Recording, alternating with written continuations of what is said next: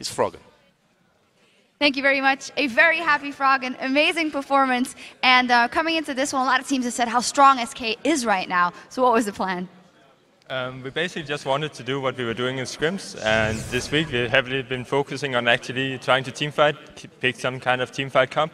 That's also why we let them release and we could pick Wukong ourselves, and it worked out. And I want to ask you about the picks and bans, because we just mentioned it off air.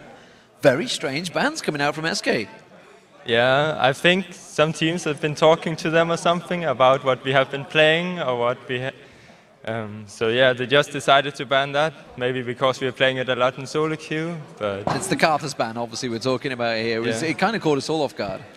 Yeah, well, we kind of like, okay, maybe they will ban it, maybe they will not, because they know I've been playing it a lot in solo queue and it's like really, really strong. And sticking with the bans, the Renekton ban came out, but I spoke to Wicked before this game. He always planned to play Aurelia this time around.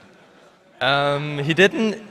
Actually, he planned to play Renekton if it was open, but if they picked Renekton, he wouldn't mind it too much. Maybe he had the other things in mind when he asked me, because he's like, I'm going to play a lady in this game. You may have seen it from Season 2. I was like, oh. Well, maybe talking about that a little more, because it is very interesting, and it's not because something works in solo queue that it does work in the team. So how do you let him do that, or what makes a champion work also on this level?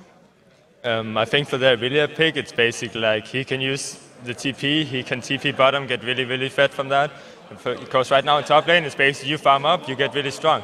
What happens when Aurelia gets like 2 items is he's basically one-shotting and carry. And so we just decided, okay, we can try to use that with like Wukong combo or something like that. And it worked really, really well. And speaking of carries, we want to just cast your mind back to last week. Of course, you played Kayle. It seemed that you kind of went in a little bit of a solo mode. It's like, guys, I'm just going to have to carry you guys. You took 5 out of 6 turrets. You took the Nexus turret down, the inhibitor down. Is there any reason for that? I mean, it looked to us like you kind of shut down and said, guys, I'm just going to carry the game. You do what you're going to do. Yeah, the plan that game was basically we were so far ahead. We lost all the dragons and we lost everything. So we just like, okay, we can try to split push. Maybe they won't be able to deal with it. That's also why I took 5 towers. It's because I'm the one split pushing. So all they have to do is defend. So it kind of makes sense in that way. But yeah, we kind of just thought, okay, we're so far behind. The only way we can win is actually mess up. And they almost did. Like, we were actually at the Nexus towers at one point.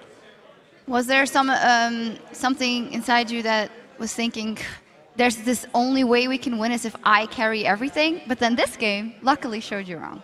Yeah, well, this game basically, like I almost lost the game by getting hit by a cocoon at the end when I went on Jessis. I'm like, okay, guys, well, my bad, I guess. This is like pretty terrible play. So yeah, they basically carried me here. Like, I didn't do anything in the last fight in the 1-4 versus 5.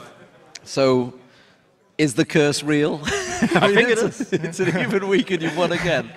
Yeah, I can't really say much about it. Like, when they actually took the bottom inhibitor, we were like, I guess this game is not going too well. But then we remembered it's an even week. Like, we can't lose. There's like no way. You can't lose. So tomorrow versus Millennium, easy peasy? Yeah, easy peasy. It's even week.